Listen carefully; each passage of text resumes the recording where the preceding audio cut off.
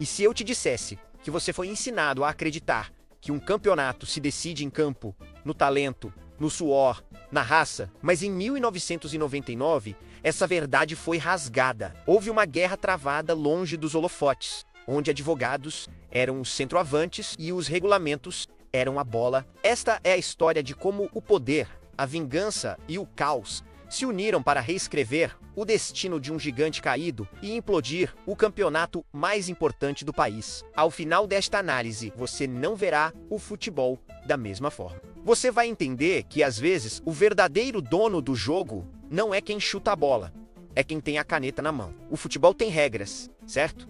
90 minutos, 2 traves, uma bola. Mas e se eu te dissesse que o jogo mais decisivo de 1999 não aconteceu em campo? Ele foi jogado nos corredores, em salas de reuniões, com canetas e papéis que valiam mais que um gol no último minuto. Para entender o que aconteceu, você precisa esquecer o que sabe sobre vitórias e derrotas. O personagem central dessa história não usa chuteiras. Ele usa o poder Eurico Miranda.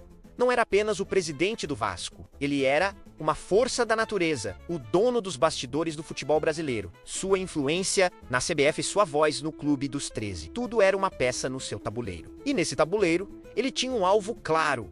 Uma rivalidade que transcendia o clássico. Um gigante que ele queria ver de joelhos. O nome desse alvo, Fluminense. A sede de poder de Eurico não era um detalhe. Era o motor de tudo. A frase que ecoava nos bastidores era uma sentença: não vai ter vida fácil para o Fluminense. Não era só sobre ganhar um campeonato. Era sobre dominar, sobre ditar as regras, sobre mostrar quem mandava no jogo fora do jogo. Para ele, o futebol era uma guerra e cada regulamento uma arma em potencial. A rivalidade com o tricolor das Laranjeiras não era apenas esportiva, era pessoal, visceral. Ele via no Fluminense a personificação de uma elite que ele queria desafiar e subjugar. E o destino, de forma irônica, estava prestes a entregar a Eurico a oportunidade perfeita para transformar sua vontade em um terremoto que abalaria as estruturas do esporte no país. A vingança estava sendo preparada e o prato seria servido frio nos tribunais. Enquanto Eurico articulava seu poder, o Fluminense vivia seu próprio inferno. Você consegue imaginar um gigante caindo? Não uma, mas 2 vezes seguidas. Rebaixado para a Série B em 97, humilhado com a queda para a Série C em 98, o pó de arroz virou pó de verdade. A camisa, antes pesada de glórias, parecia um fardo. Mas a alma tricolor não morre, ela adormece. E em 1999 veio o respiro, o sinal de vida. O título da Série C não era a primeira divisão. Longe disso, mas era um recomeço. Era a prova de que o coração do gigante ainda batia. Mal sabiam eles que, enquanto lutavam para sair do fundo do poço, uma tempestade jurídica estava se formando. Uma que, por um capricho do destino, ofereceria não uma escada, mas um elevador de volta para o topo. O Fluminense era, sem saber, a vítima perfeita no centro do furacão que estava por vir. O estopim de toda a crise teve nome e sobrenome: Sandro Hiroshi. Um caso que parecia pontual. Um gato, como se diz na gíria do futebol. A adulteração da idade de um jogador do São Paulo. Uma irregularidade, sim, mas que nas mãos certas poderia se tornar uma bomba atômica. O Botafogo, ameaçado pelo rebaixamento, viu a brecha. Denunciou. O Internacional, também na briga, fez o mesmo. De repente, a disputa por pontos saía do gramado e ia para o tapetão. O STJD puniu o São Paulo e o efeito dominó começou. A tabela do campeonato, que deveria ser sagrada, virou um rascunho. Cada clube começou a procurar seus próprios advogados, suas próprias brechas. O Brasileirão de 1999 deixava de ser um torneio de futebol para se transformar em um caos jurídico. Um campo de batalha onde a lealdade era a primeira vítima. A crise estava instalada. O caso Sandro Hiroshi foi a faísca que incendiou a floresta, mas a madeira já estava seca há muito tempo. Eurico Miranda, com sua notória aversão ao Fluminense, observava de camarote. O cenário era perfeito para ele. Um campeonato desmoralizado, com regras frágeis e desesperados. Era o ambiente ideal para um mestre dos bastidores operar. A queda do Fluminense e sua lenta ressurreição na Série CU colocaram em uma posição de vulnerabilidade. Ao mesmo tempo, a guerra jurídica iniciada por outros clubes deu a Eurico a cobertura necessária para mover suas peças sem atrair todos os holofotes. A tempestade não foi criada por um homem só. mas ele, melhor do que ninguém, soube navegar nela. Ele entendeu que, no futebol brasileiro, às vezes, a melhor defesa não é um bom zagueiro, mas um bom advogado. É aqui que o jogo vira a decisão do STJD de punir o São Paulo foi o estopim, mas a explosão que se seguiu foi muito maior. Pense no futebol como um ecossistema. Cada resultado, cada ponto está conectado. Quando você mexe em uma peça, o tabuleiro inteiro treme. E foi o que aconteceu. A perda de pontos do São Paulo não apenas salvou o Botafogo do rebaixamento, ela condenou outro time, o Gama. Para o Clube de Brasília, a decisão foi um golpe fatal, uma injustiça que não podia ser aceita. E foi aí que eles fizeram o impensável. Desafiaram a ordem sagrada do futebol. Eles levaram o caso para a justiça comum. Naquele momento, o problema deixou de ser uma disputa por pontos. Passou a ser uma guerra declarada contra o sistema, contra a própria CBF de Ferreira.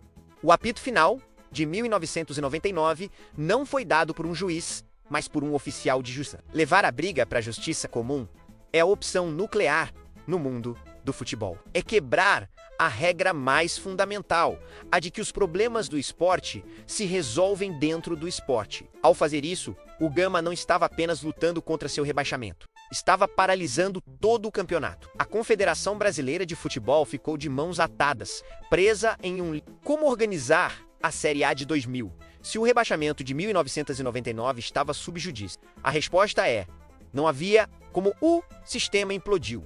O regulamento virou letra morta. A autoridade das CBFs no ar e o futebol brasileiro mergulhou em um estado de anarquia sem precedente. Não havia mais campeonato, não havia mais regras, havia apenas o caos. E no meio do caos, os donos do poder viram uma oportunidade de ouro. Agora, vamos mais a fundo. Diante da paralisia e da incompetência da CBF de futebol, quem assumiu o controle? O Clube dos 13, a união dos maiores clubes do Brasil, liderada por figuras como Eurico Miranda, viu o vácuo de poder e não hesitou. Se a Confederação Brasileira de Futebol não podia organizar um campeonato, eles fariam.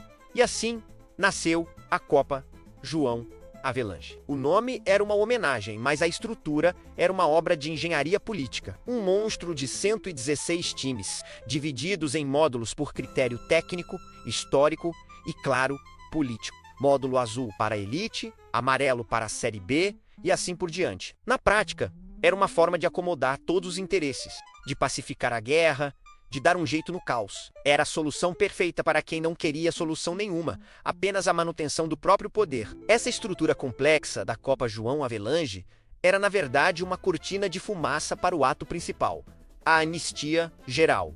E quem foi o maior beneficiado? O Fluminense, o clube que havia conquistado o direito de jogar a Série B em 2000, viu o céu se abrir. Com a criação dos módulos, o critério de acesso do ano anterior foi jogado no lixo. Por sua tradição e peso da camisa, o tricolor foi convidado diretamente para o módulo azul, a primeiríssima divisão. O time pulou uma etapa, saltou a Série B sem jogar uma única partida. Foi o ápice do tapetão, a prova definitiva de que, no futebol brasileiro daquela época, a caneta era mais forte que a bola.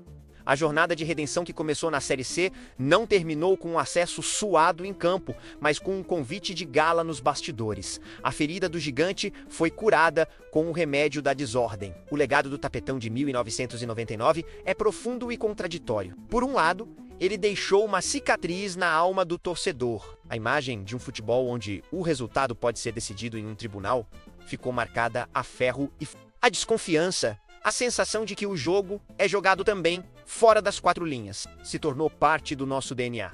Mas, por outro lado, uma crise dessa magnitude força a mudança. A anarquia da Copa João Havelange expôs a fragilidade dos regulamentos e a insustentabilidade do sistema de mata-mata, que incentivava essas batalhas judiciais. O escândalo foi tão grande e tão vergonhoso que acelerou o debate sobre a necessidade de um formato mais justo e estável. Foi a partir desse caos que a semente dos pontos corridos, implementado em 2003, começou a germinar. Às vezes, é preciso que tudo desmorone para que se possa construir algo mais forte no lugar.